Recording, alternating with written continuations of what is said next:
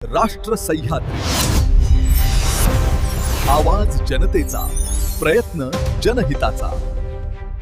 राज्याच्या जलसंपदा तथा अहिल्यानगरचे पालकमंत्री नामदार राधाकृष्ण विखे पाटील यांचा आवाज मॉर्फ करून तयार केलेली बनावट ऑडिओ आणि व्हिडिओ समाज माध्यमांमध्ये पसरवून लोकांमध्ये संभ्रम आणि मंत्री विखे पाटील यांची बदनामी केल्याच्या कारणाने निमगाव जाळी तालुका संगमनेर येथील गणेश मारुती डेंगळे याच्यावर लोणी पोलिसांनी गुन्हा दाखल केलाय।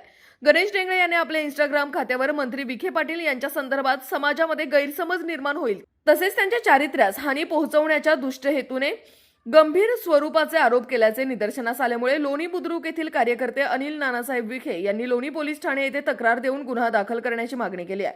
मंत्री विखे पाटील यांच्या राजकीय विरोधकांशी संगनमत करून तयार करण्यात आलेली पोस्ट विखे पाटील यांचे समर्थक आणि त्यांच्या विरोधी गटामध्ये तसेच दोन समाजांमध्ये द्वेषाची भावना वाढवून शत्रुत्व निर्माण करण्याच्या उद्देशाने तयार केली असल्याने त्याच्यावर कारवाई करण्याची मागणी अर्जामध्ये केली होती।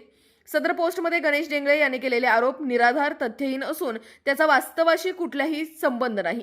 इंस्टाग्रामवरील व्हिडिओ द्वेषपूर्ण व मंत्री विखे पाटील यांची प्रतिमा मलिन करण्याच्या उद्देशाने केल्याच्या कारणाने लोणी पोलिसांनी गणेश डेंगळे यांच्या विरोधात विविध कलमांन्वये गुन्हा दाखल केलाय। राष्ट्र सह्याद्री, आवाज जनतेचा, प्रयत्न जनहिताचा।